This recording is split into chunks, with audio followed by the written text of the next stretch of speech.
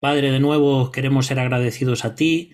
Gracias también por la preocupación de nuestros hermanos, de nuestras hermanas, aquí en España y en otros países, que orando también por nosotros, los unos por los otros. Y qué hermoso es ser la familia de Dios. Gracias por esta bendición y porque aún sin conocernos personalmente podemos bendecirnos, podemos entrar ante el trono de gracia para interceder. Gracias también porque tú cuidas de cada uno de nosotros y aunque permites que estemos enfermos o aún que algunos también partan a tu presencia, tú eres el soberano, tú tienes un plan por encima de nuestros pensamientos y en eso confiamos, Señor. Por eso queremos aprender a gozarnos en lo que tú haces y en lo que tú permites. Por eso ahora también pedimos que nos hables a cada uno, que nos des luz para estudiar este capítulo 4 de Génesis y que podamos también aplicarlo a nuestras vidas. Bendícenos en este tiempo, en el nombre de Jesús. Amén. Bien, pues vamos entonces a compartir pantalla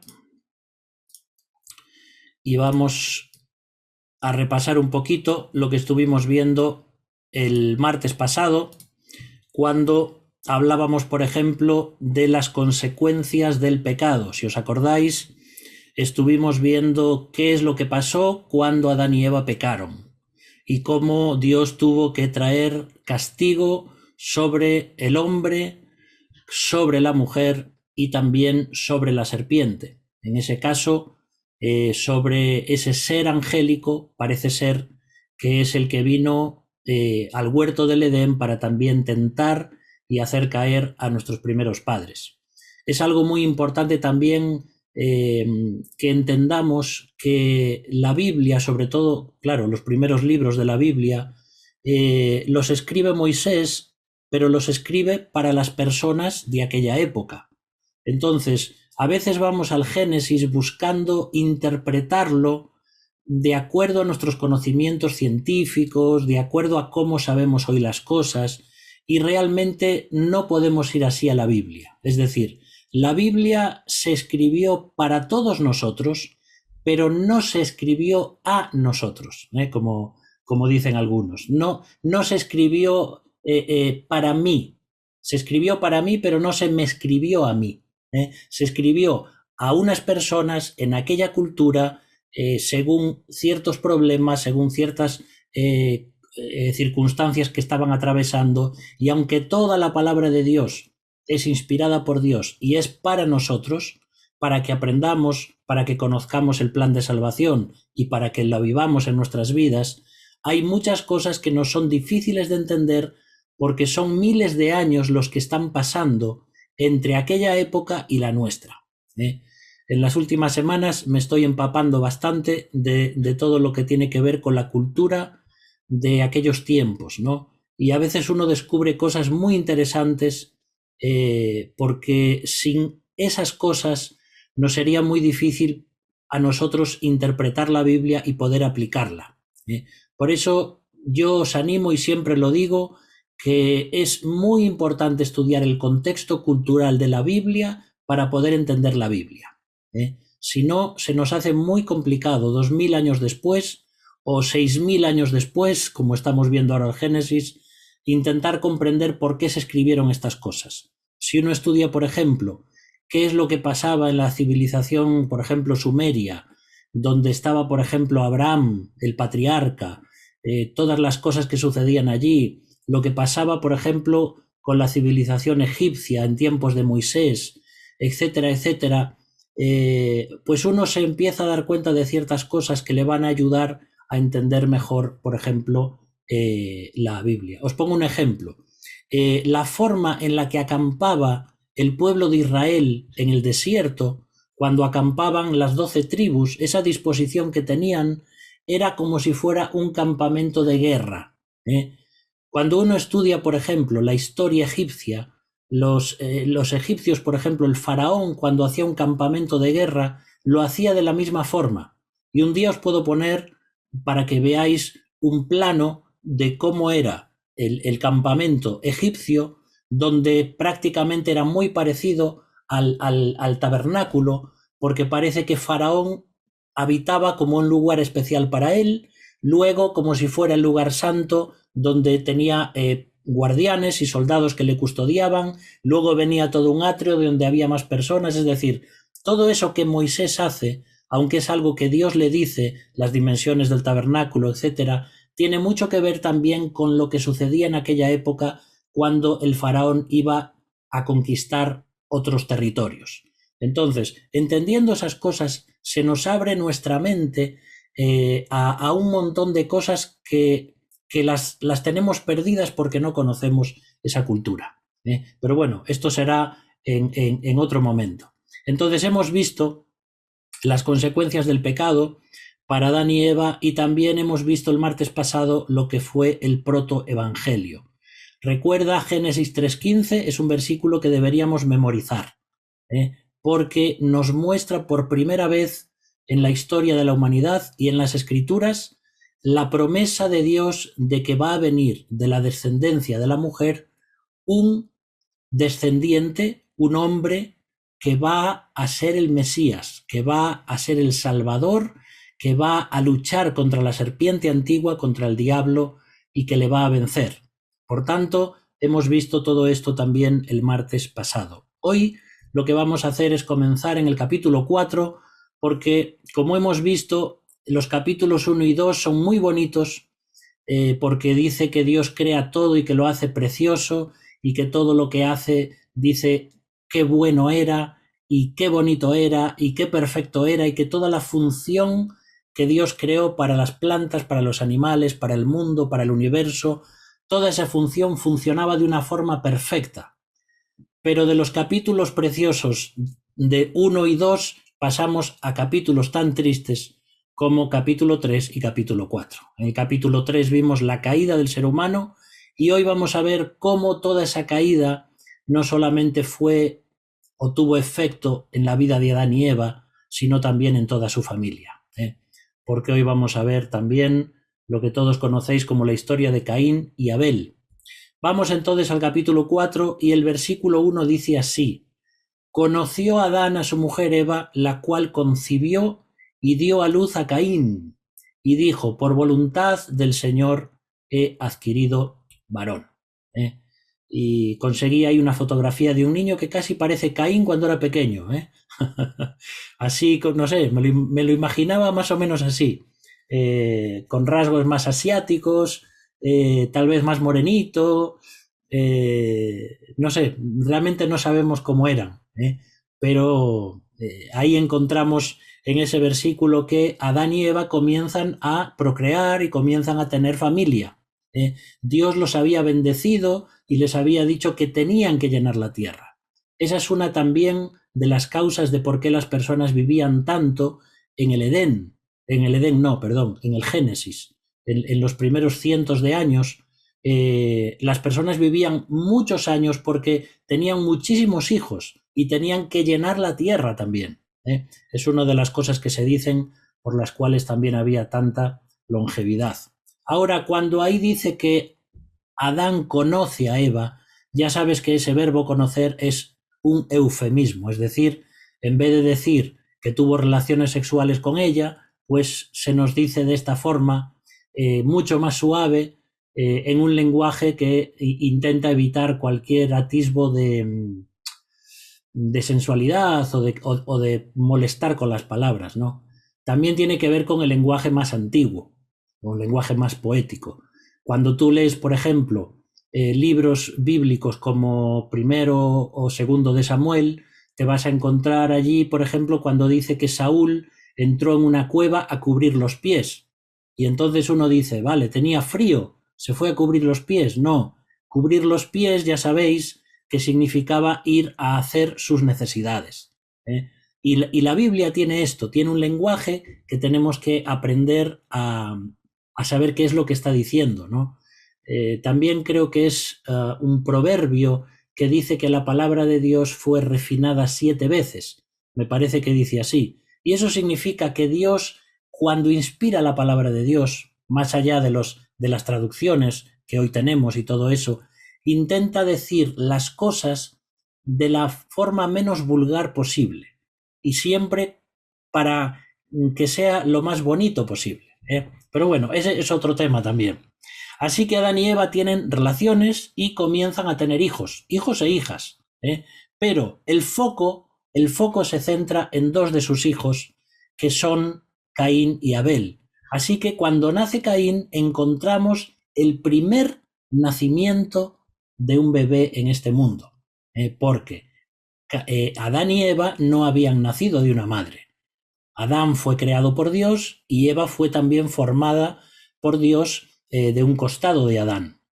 Entonces tú imagínate lo que tuvo que ser para Eva esos primeros meses de gestación, cuando nunca había visto semejante cosa, que su barriga y su vientre iban creciendo, sin tener una madre, sin tener una suegra que le ayudase, es decir, y después de la caída, ¿no? Es decir, tuvieron que ser momentos muy difíciles, sobre todo porque ellos sabían y conocían a Dios y una comunión con Dios perfecta, sin dolor, sin enfermedades, y ahora tienen que vivir en un medio ambiente hostil y solos.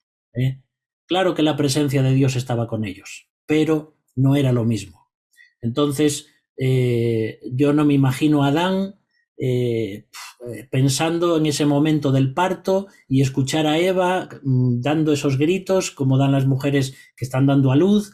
No sé, pero eso tuvo que ser bastante difícil, bastante traumático. Pero bueno, ahí nace Caín y es el primer nacimiento. Y aquí comienza a formarse lo que habíamos leído en Génesis 3:15, y es que iba a salir una simiente de la serpiente, es decir, no que iban a nacer serpientes, sino que iban a nacer personas que iban a seguir a Satanás, a la serpiente antigua, e iban a nacer personas que iban a ser creyentes e iban a invocar el nombre de Dios, como vamos a ver al final de este capítulo y el capítulo próximo.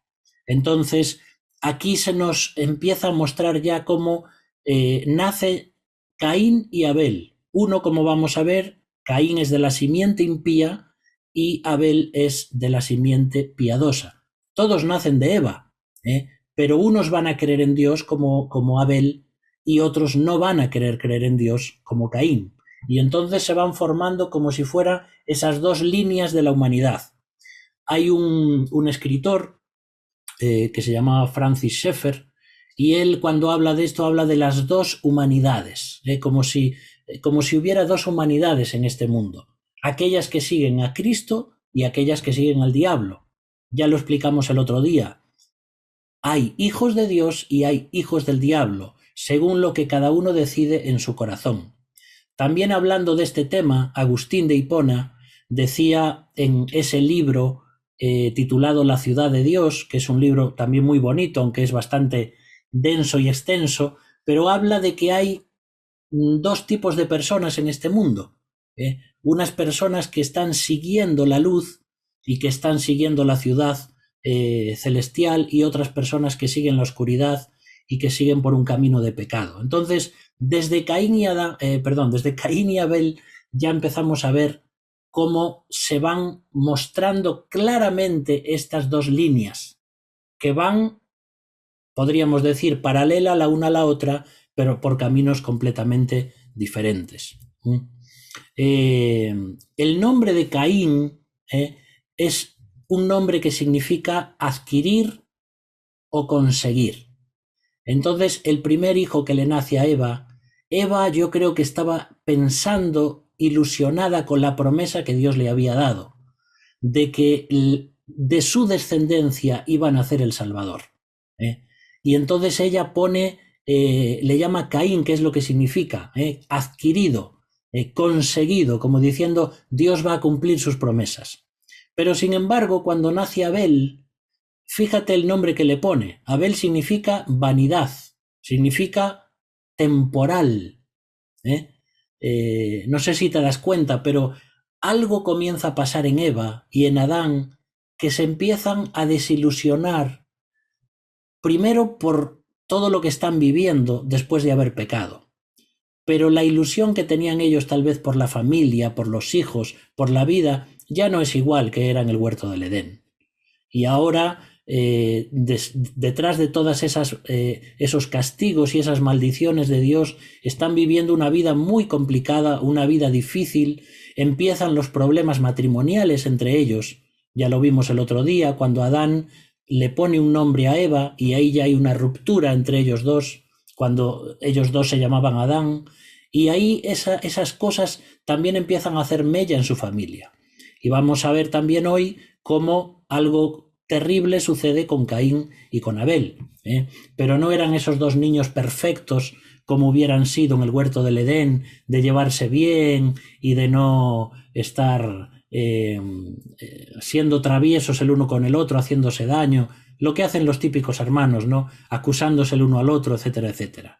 Entonces, yo creo que con el tiempo Eva se empieza a dar cuenta de que esas promesas de Dios, de un Salvador, no iban a ser tan rápido como ella creía. Y entonces a Abel le pone ese título, vanidad, como diciendo, la vida es vanidad, la vida es triste, la vida no te llena el vacío que tienes en tu corazón, no es como era. Y entonces ahí comienzan los problemas. Y esto nos recuerda también a Eclesiastés, ¿no? Cuando el Cohelet o el predicador, en este caso Salomón, pues está diciendo también que una vida lejos de Dios es una vida triste, es una vida sin propósito. Recordad que cuando Salomón escribe Eclesiastés es un hombre ya viejo, entrado en años y alejado de Dios. Había probado un montón de cosas, quiso agasajar su carne con todos los placeres que te puedes imaginar, para intentar encontrarle sentido a la vida. Y al final lo único que dice en el libro es que lo único que llena la vida del ser humano es temer a Dios y guardar sus mandamientos, porque esto es el todo del hombre. Es decir, ni la sexualidad, ni los placeres, ni los licores, ni las drogas, ni la ciencia, nada llena el corazón. Todo es vanidad. Es una vida rutinaria que se repite unos años, después los mismos, los padres, los hijos, los nietos, y siempre es lo mismo. Pero es el punto de vista de una persona triste y desilusionada porque ha dejado a Dios de lado. Y es un poco lo que le pasa también a Eva, ¿no? Eva se da cuenta de que esa vida eterna, por decirlo así, que tenían, o esa vida de inmortalidad, ahora se convierte en una vida completamente temporal y dolorosa. Dice el Salmo 39:5, he aquí diste a mis días término corto, y mi edad es como nada delante de ti. Ciertamente es completa vanidad todo hombre que vive. Daos cuenta también que en la Biblia hay toda una revelación progresiva. Dios no le muestra todas las escrituras a Adán, ni a Moisés, ni al rey David. No, eso es una revelación progresiva que Dios va dando de acuerdo a las etapas y a las personas y a los personajes según vayan yendo en la historia. Y luego se completa el canon bíblico. Pero es un proceso de cientos y miles de años donde Dios va dando su revelación. Por eso encuentras, por ejemplo, en el libro de los Salmos, cuando David dice, no quites de mí tu Santo Espíritu, porque el Espíritu Santo en el Antiguo Testamento no venía para morar permanentemente en un creyente, como sucede en el Nuevo Testamento, sino que el Espíritu Santo venía y se iba cuando un hombre o una mujer pecaban. Entonces, cuando uno se arrepentía, el Espíritu volvía. Entonces, todo esto es algo que no está completado todavía hasta que viene Cristo, muere en la cruz, resucita y las cosas son diferentes. Y se completa toda la revelación bíblica al terminar el último capítulo de Apocalipsis. Entonces, por eso a veces parece que los salmos, uno encuentra salmos, por ejemplo, donde el salmista pide venganza contra sus enemigos, quiere que Dios rompa los dientes a los perversos, como dice así, que por cierto en la antigüedad romperle un diente a alguien era algo muy, como que se valoraba mucho la dentadura de una persona. Hoy en día decimos, bueno, se me rompió un diente, voy al dentista y lo arreglo. Pero de aquella, por ejemplo, si vas a las leyes levíticas, si un amo le rompía un diente porque le dio una bofetada a un esclavo, tenía que dejarlo en libertad, simplemente porque le rompió un diente. Entonces ahí encontramos que los valores que tenían antes de algunas cosas eran diferentes, ¿no? Por ello que hay muchas cosas aquí, como los salmos que estábamos diciendo, que a veces encontramos que piden venganza o cosas que no se entienden, o que el salmista dice, pues vamos a descender al Seol y ahí se va a terminar todo, y Eclesiastés, por ejemplo, dice, ¿quién sabe si no somos diferentes a los animales? ¿Quién sabe que el espíritu sube a Dios y no baja, como muere un animal, morimos nosotros? Es decir, falta toda la revelación de Dios todavía en cuanto a la resurrección, etcétera, etcétera.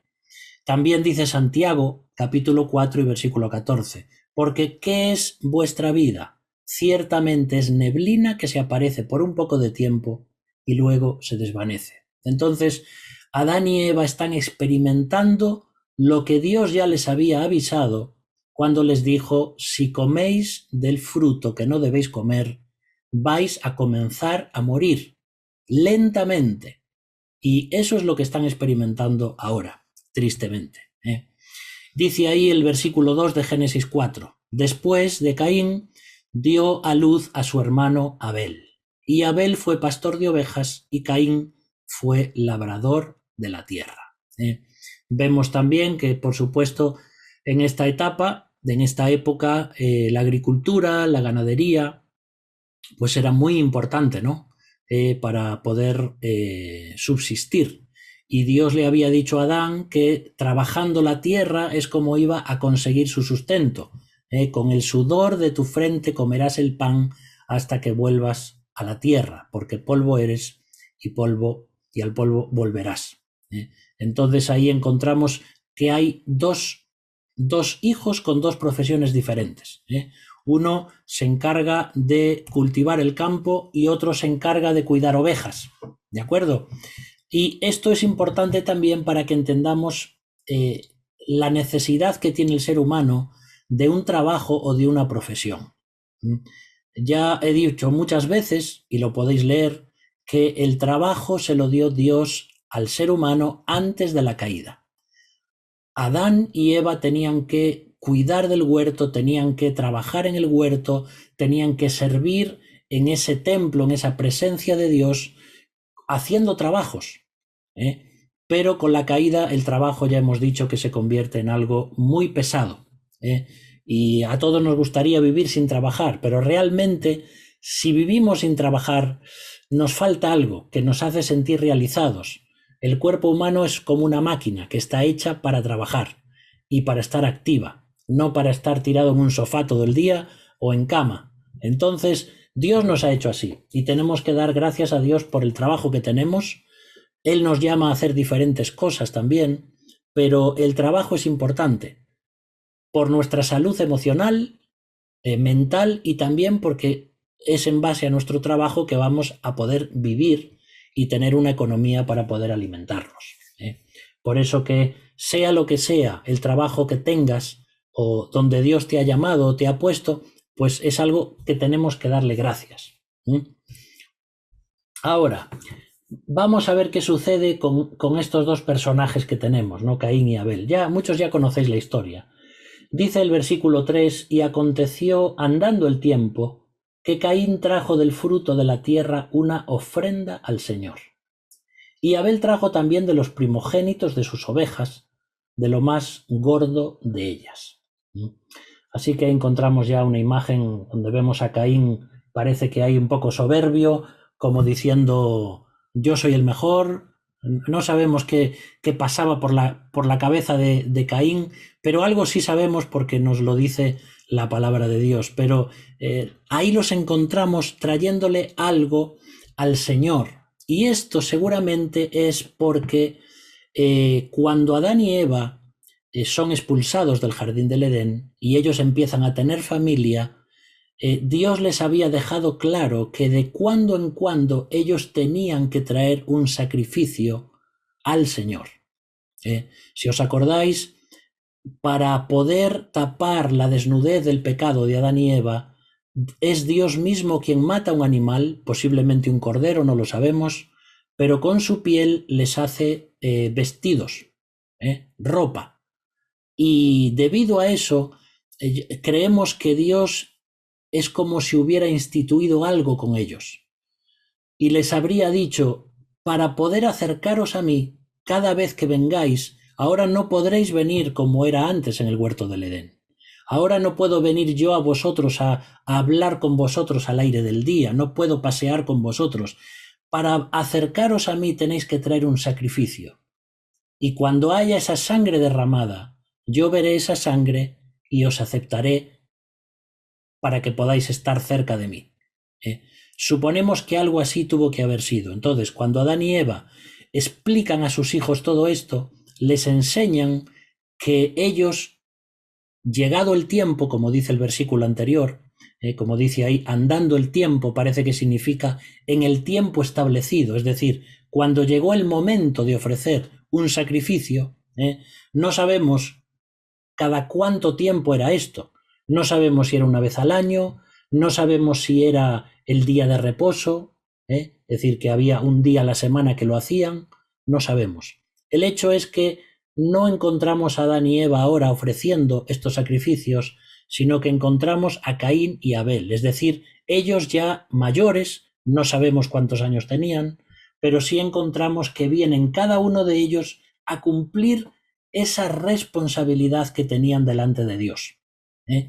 Y por eso, desde ese momento y desde ya la caída en el pecado, fijaos qué importante es el sacrificio y la ofrenda en todo el Antiguo Testamento.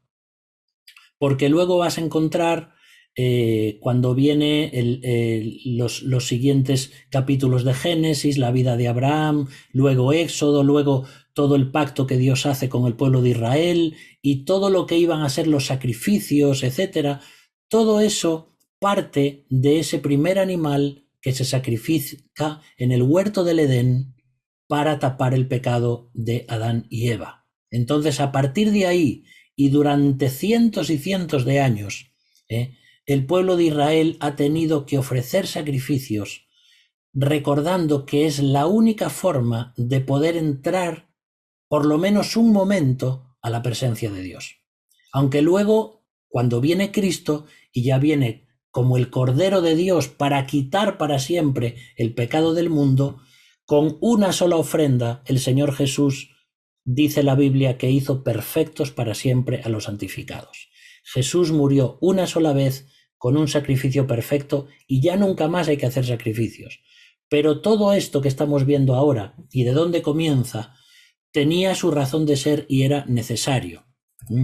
Ahora, en el versículo 4, la segunda parte, dice ahí que miró el Señor con agrado a Abel y a su ofrenda, pero no miró con agrado a Caín y a la ofrenda suya. Es decir, aquí se nos dice que Caín trae del fruto de la tierra, trae de lo que él trabajaba. Entonces, pues traía ahí, no sabemos si es como la foto, zanahorias, pimientos, no sabemos lo que trajo, pero le trajo una ofrenda a Dios. Y Abel, como era pastor de ovejas, pues le trajo de lo mejor de ellas, de lo más gordo de ellas, le trajo a Dios un sacrificio.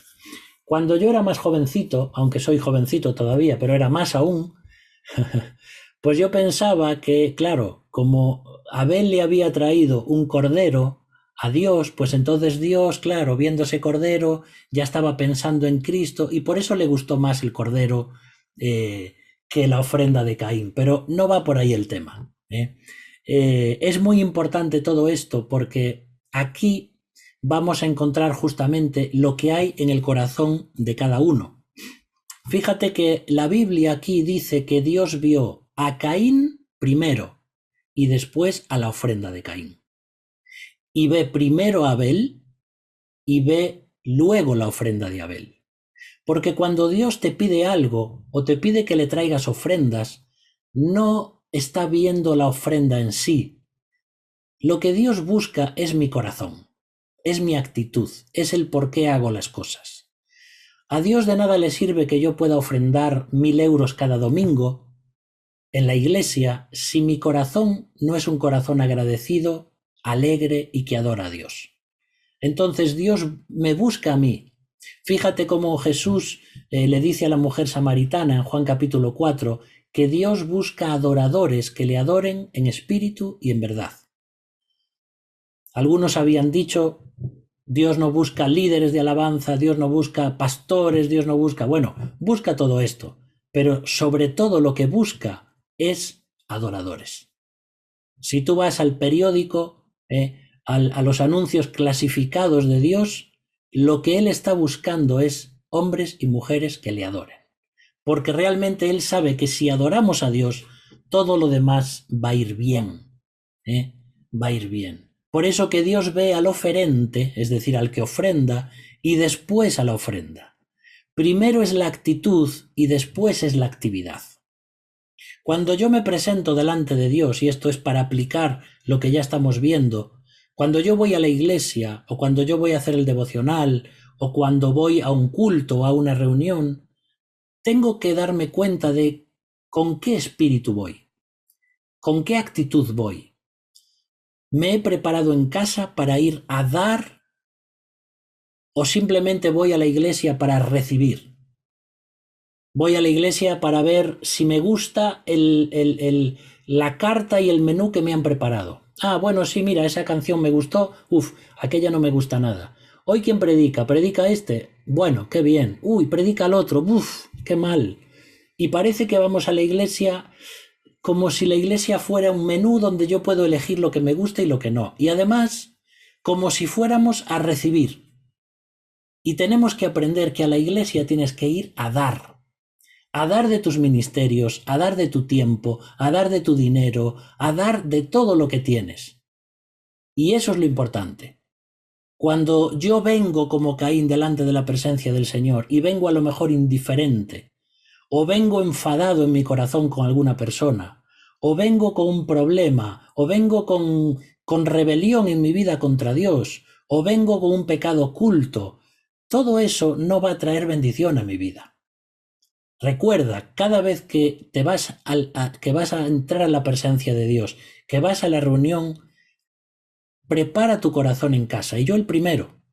Preparemos el corazón para no llegar a la iglesia de una forma que no es la correcta. Porque muchas veces debido a eso me pierdo las bendiciones. Voy con un problema en mi mente y en vez de estar escuchando el mensaje que Dios tiene para mí, estoy pensando en cómo arreglar el problema que tengo el lunes por la mañana. Y hay muchas cosas que uno puede arreglar antes. Por eso cuando vas a la iglesia hay que dedicar tiempo para prepararse. Hay que pensar, la ofrenda que voy a llevar es algo que también es con anticipación, que se prepara, que se piensa, que se administra. El tiempo que voy a pasar con mis hermanos, qué voy a hacer hoy, a quién voy a bendecir, a quién voy a saludar, cuál es mi ilusión en esta mañana, de que Dios me use como un instrumento para poder bendecir a otros. Por eso que hay muchas cosas aquí, ¿no? De hecho, cuando pensamos en esta actitud en cuanto a la ofrenda, y ahora me estoy yendo un poquito hacia la ofrenda en cuanto a este tema de la ofrenda económica, ¿no? Pero no va a ser ese el tema en esta noche. Pero recuerdo esa historia que encontramos en Lucas capítulo 21, cuando dice Jesús ahí, dice, levantando sus ojos, vio a los ricos que echaban sus ofrendas en el arca de las ofrendas. Vio también a una viuda muy pobre que echaba allí 2 blancas. Y dijo, en verdad os digo que esta viuda pobre echó más que todos, porque todos aquellos echaron para las ofrendas de Dios de lo que les sobra, mas esta de su pobreza echó todo el sustento que tenía. Entonces, aquí Jesús está hablándonos de la actitud que debemos tener cuando vamos a la presencia de Dios.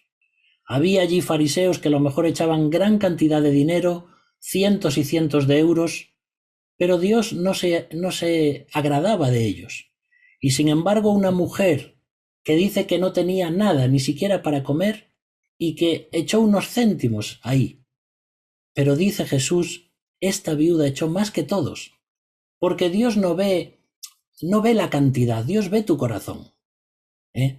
Y cuando yo le doy propinas a Dios, en vez de darle ofrendas, o cuando yo pienso en el dinero como algo que parece que si se lo doy a Dios lo estoy perdiendo, o qué pena tener que dar un diezmo o tener que dar mucha cantidad, porque es que entonces, ala, ya me quedo sin ese dinero. No es así. Tenemos que invertirlo en el reino de Dios. Y no nos damos cuenta de que todo ese dinero, de ser algo material, se convierte en algo espiritual cuando lo ponemos en las manos del Señor, ¿no? Pero es un ejemplo muy bonito de la actitud de esta mujer. Y fíjate si esta mujer hace 2000 años le hubieran dicho que sepas que de lo que has hecho hoy, abuelita, se va a hablar durante miles de años de lo que tú has hecho hoy por haber echado todo tu sustento, ¿no? Es increíble, ¿no? Cosas pequeñitas que uno hace, pero que para Dios pueden ser muy grandes. Ahora, simplemente algo más. Cuando pasan la bolsa en la ofrenda a la iglesia, ¿te imaginas si fuera Jesús el que pasara la bolsa y te viese a los ojos? Lo cuento como para hacernos pensar, ¿no? No estoy diciendo tenemos que dar más, somos personas egoístas o avariciosas, no estoy diciendo eso. Estoy agradecido por todo lo que hacéis, por lo que hace la iglesia, por nosotros en nuestra iglesia, porque le dais a Dios y dais también para nuestras necesidades y no nos falta nada. Y no estoy tampoco yéndome a ese extremo donde otras, digamos, denominaciones evangélicas hablan a las personas de que hay que dar y dar y dar y olvidarse de todo y entregar las llaves de tu casa y de tu coche y quedarte en la miseria porque así Dios te va a dar más. No estamos hablando de eso. Estamos hablando de que seguramente o muchas veces podría tener otra actitud en mi corazón cuando doy la ofrenda. Y si cada vez que pasan la bolsa en la ofrenda yo pensase que es Jesús que ve mi vida, tal vez cambie mi perspectiva en cuanto a eso, ¿no? Ahora, volviendo a Caín y Abel, fijaos lo que dice Hebreos 11:4, porque aquí en este capítulo nos amplía y nos da más detalles de lo que estaba sucediendo en aquella ofrenda en el Génesis, ¿no? Dice, por la fe Abel ofreció a Dios más excelente sacrificio que Caín, por lo cual alcanzó testimonio de que era justo, dando Dios testimonio de sus ofrendas, y muerto aún habla por ella. Es decir, que Hebreos, que es un capítulo 11, Hebreos 11, que nos muestra acerca de la fe, está diciendo que Abel era creyente, que Abel por la fe creyó que ese cordero o ese sacrificio que estaba haciendo, Dios lo iba a aceptar porque así se lo había dicho. Él vino con fe y con una actitud de darle lo mejor para Dios. Y es el que fue justificado. Por eso dice que el sacrificio que ofreció no era tanto porque era un cordero y lo de Caín eran unas verduras o unas legumbres. Era por la actitud de su corazón y porque Dios seguramente había pedido sacrificio, cruento, sacrificio con sangre. Después vamos a hablar un poquito más en cuanto a esto. La fe fue lo que hizo la diferencia entre Caín y Abel. Cuando uno entra en la presencia de Dios, Abel viene creyendo que Dios va a recibir ese sacrificio porque él así lo había dicho. Pero Caín parece que viene con una actitud indiferente, con una actitud de decir, bueno, yo no voy a traer un sacrificio de ningún animal. Yo voy a traer lo mío. Voy a traer lo que a mí me parece. Y entonces trajo de lo que es del campo. Ahora, aquí hay un gran problema, porque el tema es que seguramente Dios había pedido sacrificios de animales, no una ofrenda vegetal, porque lo único que nos puede hacer aceptos delante de Dios es la muerte de un animal. Es verdad que luego vas a encontrar también en Números, en Levítico, etcétera, etcétera, que vamos a ver, por ejemplo, que también se podían hacer oblaciones o ofrendas vegetales, etcétera, etcétera. Pero en este caso creemos que lo que Dios había pedido era un sacrificio de animal. Y Abel fue obediente y Caín no lo fue. Entonces posiblemente es por eso que Dios no acepta la ofrenda de Caín. Recuerda, primero vio el corazón de Caín y luego vio su ofrenda. Y eso es lo que hizo la diferencia. ¿Qué es lo que quería hacer Caín? Caín tuvo en poco la palabra de Dios. A lo mejor llevaban años haciéndolo y Caín a lo mejor se cansó y dijo, ya estoy cansado de matar animales, hoy voy a llevar pues vegetales. No sé, estamos suponiendo, pero es algo que Dios no quería.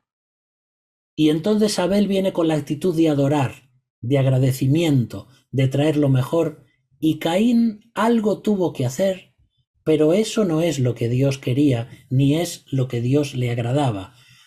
Caín quiso ser salvo por medio de sus obras y no por medio de un sacrificio. ¿Entendemos esto?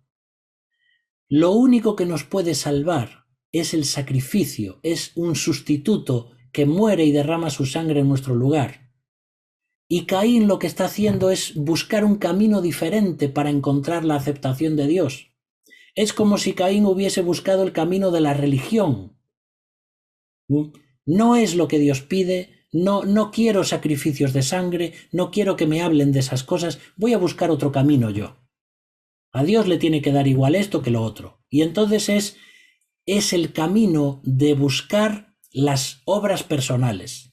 Es el camino de querer darle a Dios lo mejor que tengo, pero yo lo he conseguido, yo lo he cosechado y es lo mío. No es lo que tú pides, Dios, pero es lo que yo te quiero dar. Y así es como nacen todas las religiones. Lo único que salva a la persona es el sacrificio del Cordero y no lo que nosotros podamos estar imaginando para llegar a Dios. Por eso Judas, el versículo 11 de Judas dice, ay de ellos, está hablando de ciertas personas que estaban siguiendo malos ejemplos bíblicos, ¿no? Como el de Caín, y dice, porque han seguido el camino de Caín. Y el camino significa justamente el proceder de Caín. Lo que está diciendo Judas es que hay personas que no van a Dios a través del medio que él quiso poner. El único medio para llegar a Dios es a través de un sacrificio que cubre nuestro pecado. Y así va a ser durante los siguientes cientos y cientos y miles de años. Si no hay derramamiento de sangre, no hay aceptación del pecador. Ni hay una cubrición del pecado. No se puede cubrir si no hay una sangre derramada. Y yo creo que ese camino que Caín eligió fue un camino, el camino de la humanidad, el camino del hombre, el camino de las buenas obras. Intentar agradar a Dios con lo que yo soy, con lo que yo tengo, no con lo que tú pides. Por eso que lo único aceptable era el sacrificio. Y aquí tenemos que entender esto, porque como os decía en los últimos martes, en estos primeros capítulos de Génesis se van a dar las bases teológicas para todo lo que viene en las Escrituras después. Dios nos acepta porque aceptó el sacrificio de su Hijo en nuestro lugar. El sacrificio de Cristo, 4.000 o 5.000 años después de lo que pasa con Caín y Abel, era el sacrificio de aquel Cordero de Dios que quitaba el pecado del mundo. Y fue un Cordero perfecto, un Cordero inocente, un Cordero santo, un Cordero que derramó su sangre. Dios acepta ese sacrificio de su Hijo y gracias a él nuestro pecado es quitado para siempre. Y cuando nosotros venimos como Abel a través de la fe, aceptando ese regalo de gracia del Cordero, podemos ser perdonados porque Cristo nos ve bajo la propiciación de Jesús. ¿Me explico con esto? Jesús fue aceptado por el Padre, aceptó el sacrificio de su Hijo, y es por eso que hoy te puede ver a ti y te puede ver a mí bajo esa justicia de Cristo. Por eso es muy importante esto. Y fíjate qué imagen tan bonita, ¿no? Un corderito, una niñita tan bonita, y que es triste a la vez, ¿no? Porque ese corderito va a ser el que va a sustituir a esa niña o a cada uno de nosotros para poder ir a la presencia de Dios, ¿no? En Apocalipsis, cuando dice, no sé si es en el capítulo 4 o 5, que dice que hay un cordero como inmolado, la palabra literalmente en griego es un corderito, un corderito. Y nos está hablando de la ternura de Cristo, de dar su vida como un corderito, aunque luego vendrá, como hemos visto ya en Apocalipsis, como el león de la tribu de Judá, para devorar a sus adversarios, para castigar, para destruir a todos aquellos que le han rechazado y que no quieren saber nada de él. Ahora, seguimos en la segunda parte del versículo 5, Génesis 4, porque algo sucede aquí cuando Dios acepta a Abel, pero no acepta lo que trae Caín. Y se ensañó Caín en gran manera y decayó su semblante. Entonces el Señor dijo a Caín: ¿por qué te has ensañado y por qué ha decaído tu semblante? Y esto que es, hoy en día no hablamos así, ¿no? Pero podríamos decir, Caín se enfadó muchísimo y se puso triste y su cara se le mostraba, se notaba que estaba enfadado. Y Dios le dice: ¿qué pasa, Caín? ¿Qué es lo que ha pasado? ¿Cómo estás tan enfadado?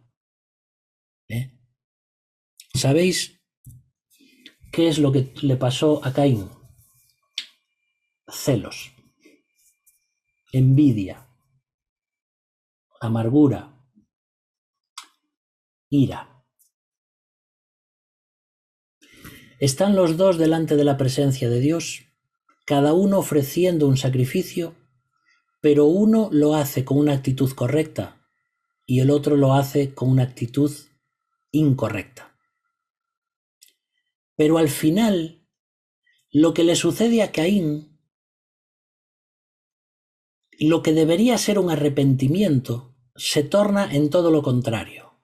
Es decir, Caín, cuando ve que Dios no acepta su sacrificio y acepta el de Abel, podría haber dicho, claro, es que Abel está ofreciendo un animal como Dios nos lo pidió, y yo, por no querer matar un animal, o por dejarme llevar por la pereza, o por no ser diligente en lo que Dios me pidió, he traído frutos, he hecho mal. Perdóname, Señor, y no volverá a repetirse. Y se habría acabado el problema. Y Abel habría sido un ejemplo para Caín. Pero lo que sucede en su corazón es todo lo contrario. Dios pidió un sacrificio. Abel lo hizo bien y yo lo hice mal. Y por tanto ahora me muero de envidia de mi hermano. Es tremendo pensar esto, ¿no? Es decir, ¿te ha pasado alguna vez de estar en la iglesia, de estar en la presencia de Dios, de estar adorando a Dios y tener en tu corazón odio contra tu hermano? Pues tristemente pasa. Pero es algo que no debe pasar. Porque Dios me está mirando. Y Dios está mirando mi corazón. Y está diciendo: Abraham, ¿tú vienes hoy a tomar el pan y el vino cuando estás enfadado con esa persona? ¿Vienes a tomar hoy el pan y el vino cuando tienes este problema en tu casa? ¿Vienes a tomar hoy el pan y el vino cuando no te hablas con ese otro miembro de la congregación? No, no está bien. Y entonces estamos en la presencia de Dios y en vez de reconocer el pecado, nos enfadamos todavía más contra otro hermano nuestro que hace las cosas bien. Es tremendo esto, porque esto nos muestra el corazón del ser humano, cómo somos. Somos pecadores. Y en vez de humillarnos y decir, tienes razón, Señor, perdóname, digo, no. Él lo hizo bien, pero tenía que hacerlo mal, como yo. ¿Por qué a él lo acepta y a mí no? ¿Qué tiene él que yo no tenga? Y empezamos a amargarnos y empezamos a tener envidia y uno dice, no, pero esto no pasa en la iglesia.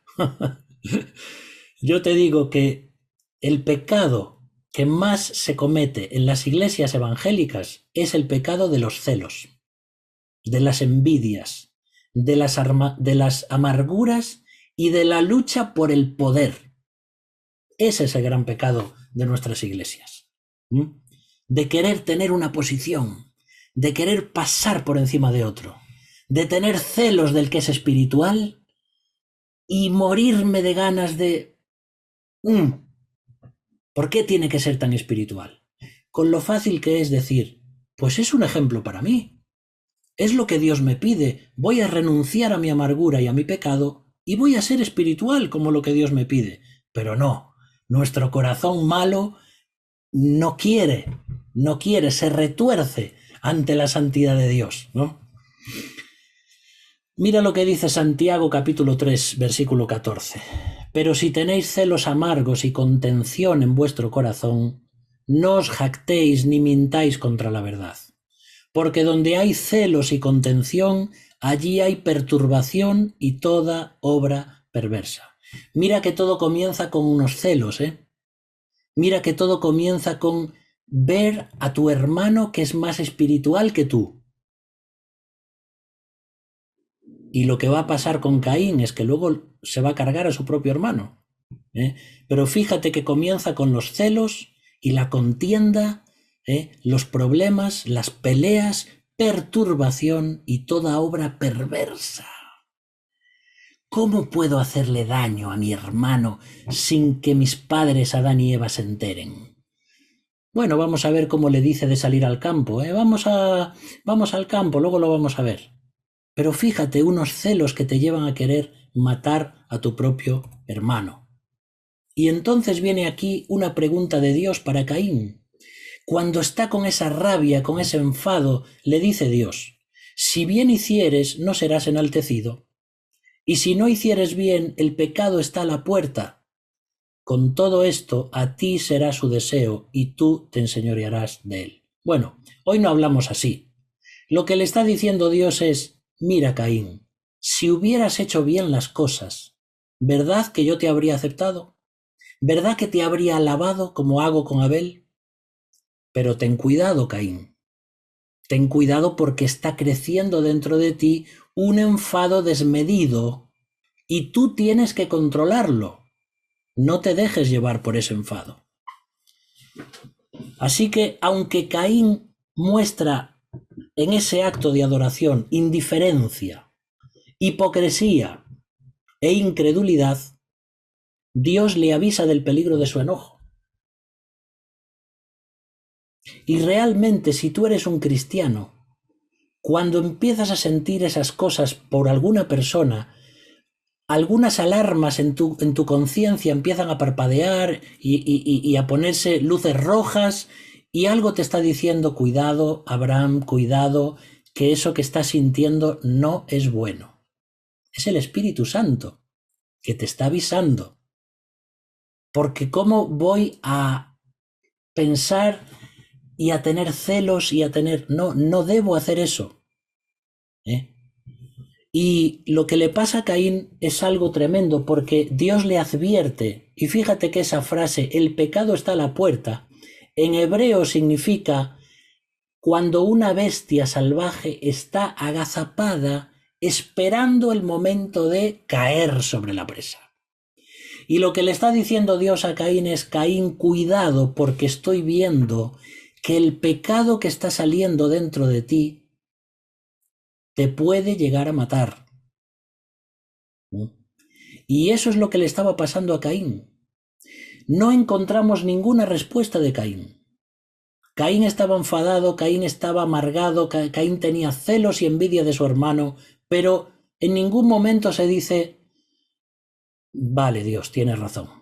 Te pido perdón porque me dejé llevar, hice mal y tengo mucha envidia.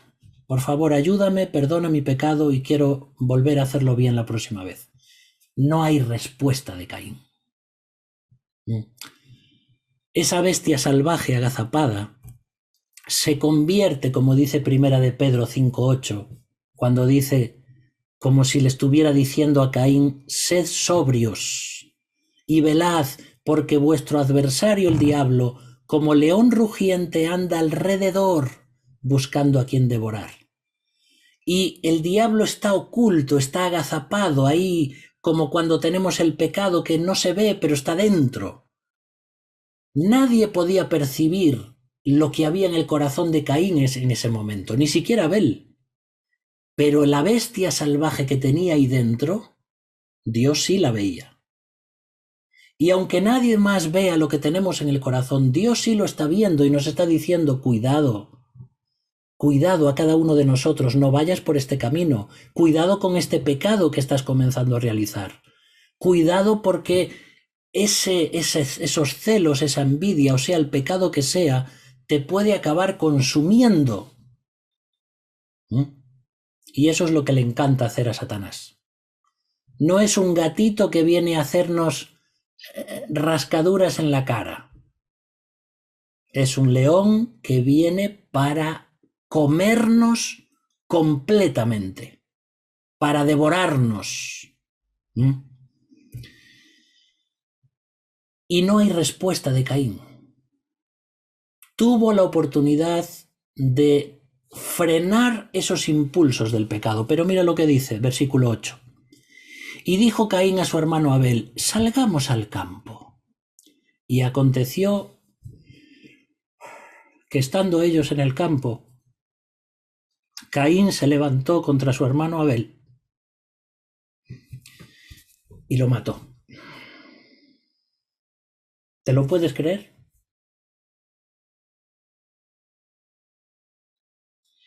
Con lo fácil que era decir, perdón, perdón.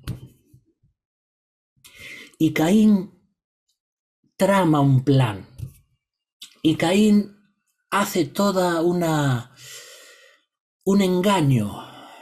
Oye, Abel, tengo ganas de, no sé, vamos a dar una vuelta por ahí, por el campo, vamos a comer alguna fruta. Pero lo que Caín quería hacer era alejarlo del hogar, alejarlo de sus padres, alejarlo de donde nadie lo viese y matarlo. Pero es que era su hermano. No importa. Caín estaba tan enfadado que lo mató.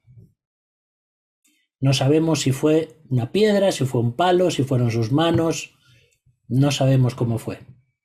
Pero Caín mató a su hermano Abel. Y es tan triste, queridos hermanos, esto. Porque debido al pecado de Adán y Eva, ahora vemos también cómo en su familia todo ese pecado comienza también a pasarse de generación en generación. Y aquí encontramos el primer asesinato del mundo, que fue un fratricidio, que fue voluntario, que fue en primer grado, que fue con alevosía, que fue con ensañamiento y que fue a traición. Su propio hermano, de su sangre, y su hermano sin saber nada, sin esperarse nada. Qué triste, ¿verdad, hermanos? Así comienza el mundo. Dios crea un mundo perfecto, precioso, pero el ser humano lo estropeamos. ¿Y cuántos homicidios desde ese momento hasta hoy? ¿Y cuántos faltan todavía? ¿Y cuánto llorará el Señor cuando ve cómo ha terminado el ser humano? Yo quiero decirte algo, querido hermano, querida hermana, si tú tienes odio o amargura en tu corazón hacia un hermano tuyo, sea en tu familia o en la iglesia, arregla eso antes de que sea demasiado tarde. Porque un día te vas a dejar llevar por ese odio, por esa envidia de que tu hermano o tu hermana son mejores que tú. Y tú, en vez de querer cambiar y ser como ellos, vas a querer matarlos, expulsarlos de la iglesia, hacer lo que sea para no verlos más delante. Y esto es muy triste, porque la iglesia es de Dios. Porque todos los cargos y funciones que se representan en la iglesia son personas que Dios levanta, no cargos que nosotros usurpamos. Y lo único que se pide es que estés limpio, que seas un ser humano espiritual, que seas un hombre, una mujer de Dios. Y tú haces eso y la gente te empezará a reconocer, pero no busques poder y posición en la iglesia. No lo busques si Dios no te llama a eso. Y no lo busques por medios baratos. No busques criticando, ni murmurando, ni queriendo hacer daño a los Abeles espirituales, porque las cosas luego terminan muy mal. Mira, nos da aquí la respuesta, primera de Juan capítulo 3. No como Caín, que era del maligno, y mató a su hermano. ¿Y por qué causa le mató? Porque sus obras eran malas, y las de su hermano justas. ¿No parece mentira esto, hermanos, hermanas? Yo soy Caín y digo, ¿por qué quiero matar a mi hermano? Porque él es más bueno que yo. Y como es más bueno que yo y más espiritual que yo, lo voy a matar. Y hoy, hermanos, no matamos con una piedra o con un cuchillo, pero ¿cuántas palabras hirientes salen de nuestra boca contra otros hermanos en la iglesia? Cuando están presentes y cuando no están presentes. Y fíjate que es ya uno de los primeros capítulos de la Biblia, donde Dios dice, cuidado con los sentimientos de odio por un hermano. Sus obras eran malas y las de su hermano justas. Y esto es lo que va a pasar en la humanidad. Celos, envidia y ganas de matar a otros que son mejores que tú o mejores que yo. Mira esta imagen y dime si no tienes ganas de llorar al verla. ¿Qué tuvo que ser para Adán y Eva ver a su hijo Abel muerto? Cuando ellos nunca habían visto a un ser humano muerto, se había cumplido la profecía. El pecado te hará volver al polvo. El pecado produce muerte. Y ahora ven a su hijo sangrando y muerto en sus brazos. ¿Qué dolor tuvo que ser eso para Adán y Eva? ¡Qué dolor! Y sobre todo pensar, esto ha sido culpa nuestra. ¿Cómo pudimos comer aquel fruto? ¿Cómo pudimos desobedecer a Dios? Porque, sabes, las consecuencias de mi pecado afectan a mi familia. Las consecuencias de mi pecado afectan a mi iglesia. No soy yo solo que lo hago para mí, no, trae muchas consecuencias.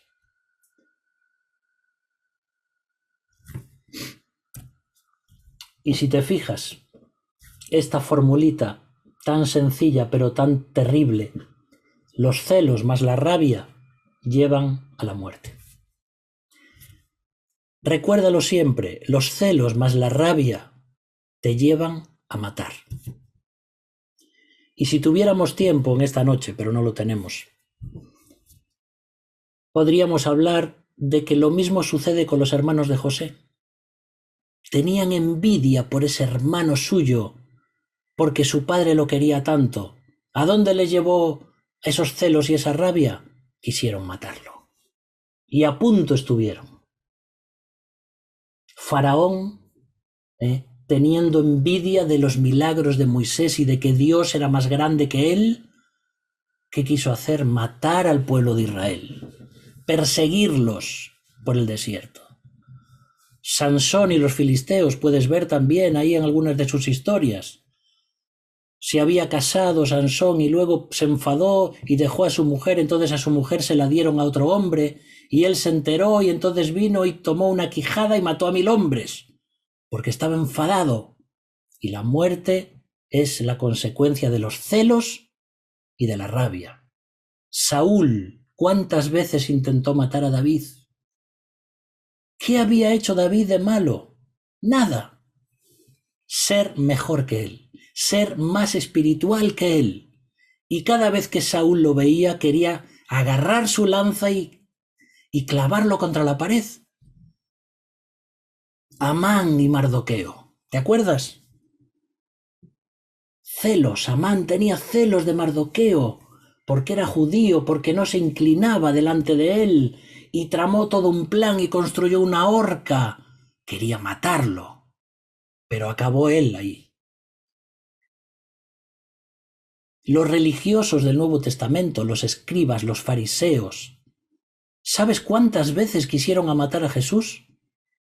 ¿Y sabes cuántas veces dice que fue por celos? Celos, hermanos, celos. Porque la gente seguía a Jesús y a ellos no. Claro, porque Jesús era espiritual, porque Jesús buscaba la santidad y ellos eran unos hipócritas. Y te vas al libro de los Hechos y te encuentras lo mismo con los religiosos y con los apóstoles. Busca una concordancia y mira las veces que aparece la palabra celos o envidia en los evangelios y en Hechos. Y los religiosos llenos de envidia crujían los dientes por la envidia de que eran espirituales y de que hacían la voluntad de Dios. A Jesús, queridos hermanos, lo mataron por envidia. Claro que Dios venía para morir por nosotros. Claro que venía con esa misión, pero fueron unos religiosos hipócritas que querían matarlo porque les molestaba su espiritualidad. Y a los apóstoles igual, y los metían en la cárcel, y cuántas cosas, queridos hermanos. Si algo me gustaría que aprendieses es simplemente esto, de la historia de Caín y Abel. Cuando tú tienes celos por un hermano, o de tu hermano o de tu hermana, y comienzas a que esos celos, en vez de frenarlos y decir, gracias Dios porque a mí también me has dado talentos.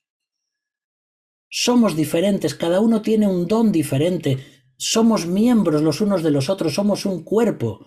No es más importante él que yo también puedo ser espiritual.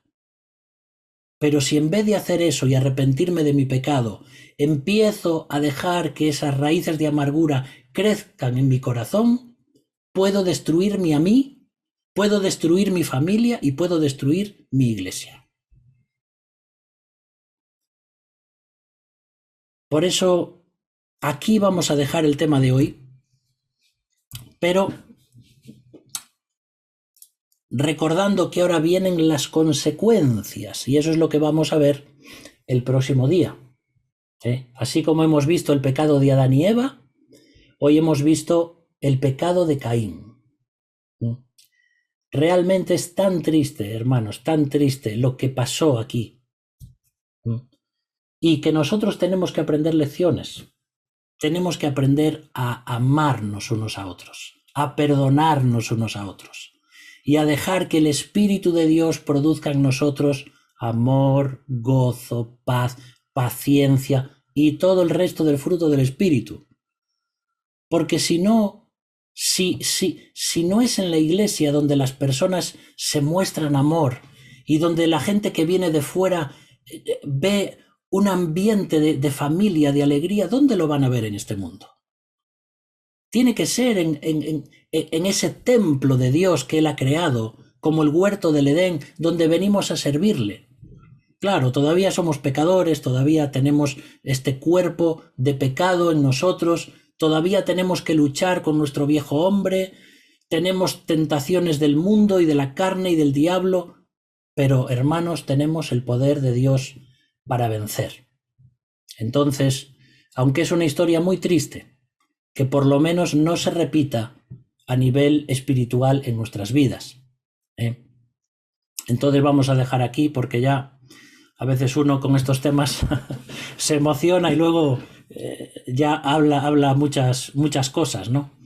Entonces, con todo el cariño os dejo este estudio que nos pueda servir, porque a veces uno no sabe lo que hay en el corazón de las personas, ¿no? Y yo no puedo ver vuestro corazón ni vosotros el mío, pero Dios sí puede ver mi corazón y puede ver el tuyo cuando vas los domingos a adorarle o cuando estás en tu casa con tu familia, y Dios lo ve y yo sé que tengo cosas que cambiar, y entonces eso debo hacerlo cuanto antes, para que esa fiera salvaje que se llama pecado no esté ahí buscando cómo caer sobre mí y destruir toda mi vida. Bueno, pues vamos entonces a quitar aquí. Vamos a ver. Vale. Cualquier duda que podáis tener, ya sabéis lo que decimos siempre, cualquier pregunta, lo que sea, que querráis compartir, podéis a través del WhatsApp, podéis a través de los emails, o lo que sea, a través del teléfono. Ya sabéis que estamos ahí también para ayudarnos, para orar los unos por los otros. Así que también cualquier motivo de oración que tengáis, así como ahora tenemos pues algunos hermanos con COVID, también os agradecemos mucho que estéis apoyándonos en oración y orando por nosotros, ¿vale? Vamos entonces a terminar orando, ¿vale? Voy a orar yo en esta noche. Gracias, Padre, por tu palabra. Gracias porque eres tan bueno con nosotros, Señor, porque nos perdonas tantas cosas. Y perdónanos, Señor, porque muchas veces también hay odio en nuestro corazón, aunque somos cristianos. Y tu palabra dice en el Nuevo Testamento que si alguno se enoja contra su prójimo, contra su hermano, ya es como si fuese culpable de homicidio. Por eso, Señor, ayúdanos a vencer todo esto, porque tenemos al Espíritu Santo en nuestra vida, que podemos aplicar tu palabra y podamos vivirla. Bendice a cada uno de mis hermanos también y síguenos guardando, y de nuevo decimos, Señor Jesús, ven pronto a buscar a tu iglesia. En tu nombre, amén.